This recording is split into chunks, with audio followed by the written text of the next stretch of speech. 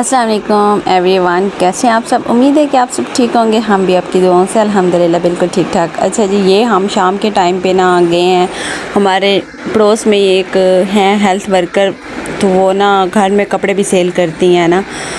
तो मेरी छोटी देवरानी ने लेने थे कपड़े, तो उन्होंने बोला कि अब बाज़ार नहीं जाते, मैं यहाँ से वो मतलब पहले एक सूट लेके आई हैं, फिर मुझे आके दिखाती हैं। तो मुझे ना था कि ये इतना ख़ास भाई लग नहीं रहा था कि वो शादी पे डालने के लिए ना। तो मैंने उनको फिर बोला कि चलो मैं आपके साथ जाती हूँ। फिर हम बल्कि उन्होंने मुझे खुद ही बोला है, मैंने तो बोल दिया चलें ठीक है, आप अपनी पसंद से लेके आई हैं तो ठीक है, बाकी आपकी मर्ज़ी। कहती नहीं फिर और भी पड़े, आप मेरे साथ आ जाओ तो फिर हम देख के आते हैं ना।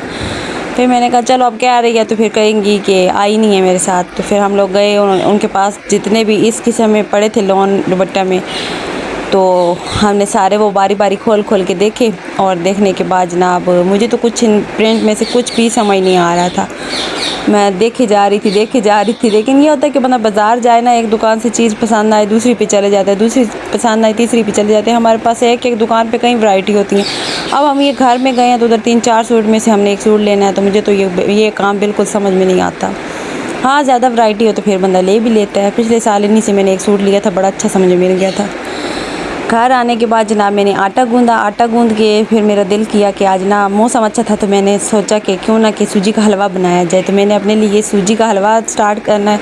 अच्छा, ये जो है ना ऑरेंज वाला बाउल, ये पूरा भरा हुआ था मतलब सूजी का, लेकिन मैंने इसको ज़्यादा भर के चीनी का नहीं लिया, थोड़ी सी चीनी कम रखी है, क्योंकि ना ज़्यादा मीठा हलवा खाया नहीं जाता। लाइट हो ना उसमें ज़रा मीठा, तो फिर वो हम शौक़ से सारे खा लेते हैं।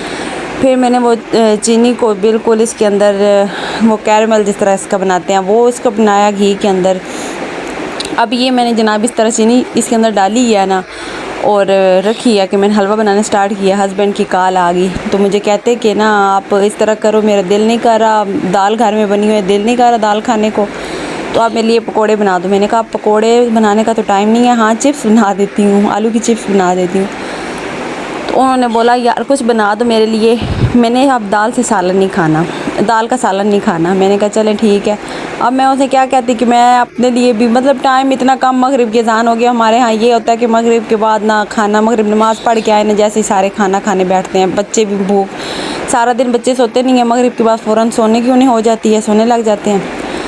अब बिल्कुल ये चूल्हा मैंने ना बिल्कुल नीचे आहिस्ता कर दिया था कि आहिस्ता आहिस्ता चीनी जो है वो मेल्ट होती रही, और मैं उधर बेसन का सारा वो बनाती रही हूँ। उसके बाद जनाब मैंने थोड़ा सा चूल्हे की स्पीड की और इस तरह यहाँ पे चीनी को मैंने मेल्ट किया। अच्छा, ये जो बीच में वाइट नज़र आ रहा है ना, ये चावल के 2 दाने कहीं चीनी में थे, तो वो बीच में रह गए थे।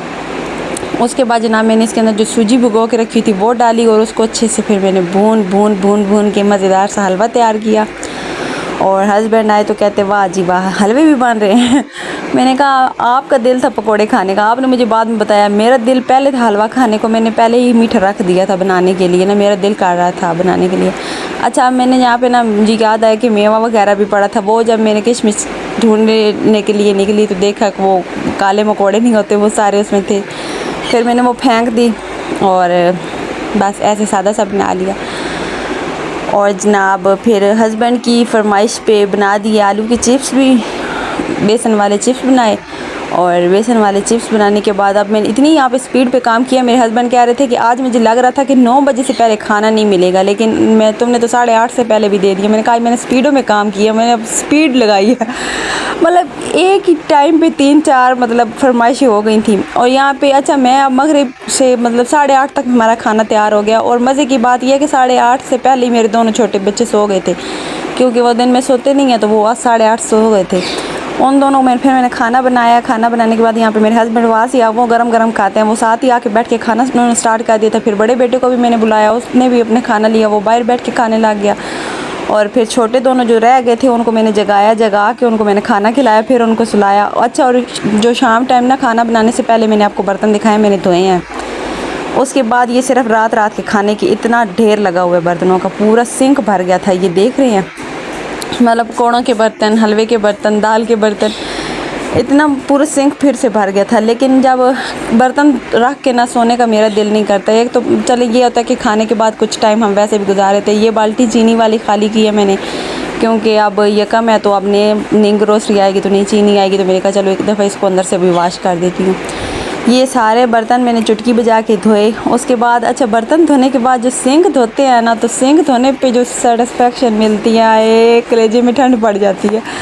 मतलब मज़ा आ जाता है, बंदा कहता है शुक्र है कि फाइनली काम ख़त्म हुए। और जब मेरी किचन का काम हो जाए ना, चाहे मेरे सारे घर का काम रहता हो, मैं समझती हूँ कि मैं तो बस जीती जहान पे आ गई हूँ। और सुबह जनाब इतने कपड़ों के ढेर, इतने लॉन्ड्री सारी इकट्ठी हुई पड़ी थी, वो मैंने मशीन चला दी। और साथ में हस्बैंड गए थे मंडी पे, तो वो मैंगो लेके आए, कुछ सब्ज़ियाँ वगैरह लेके आए, आलू प्याज इस तरह के ना। फिर मैंने सोचा कि अब पहले मैंगो जो हैं उनको वॉश करके रख लेते हैं, क्योंकि जाहिर सी बात है मंडी में भी पन्नी कब से पड़े होते हैं, तो इतनी देर घर में भी रखूँगी तो ख़राब हो जाएंगे।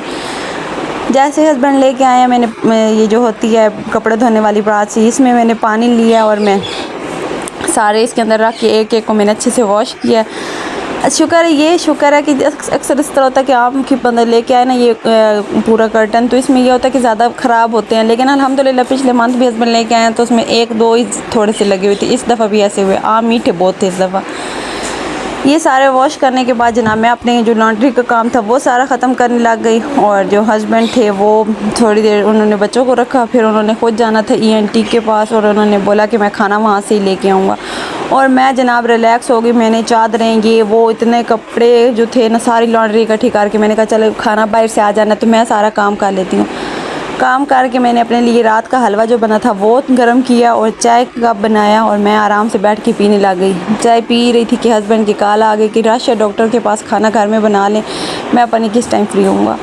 हाय फिर क्या करती, मरती क्या ना करती, वही हाल हुआ। फिर सारे वो मतलब काम ख़त्म किया। अब ये लॉन्ड्री की सारी इकट्ठी हुई पड़ी, इसको समेटते हैं।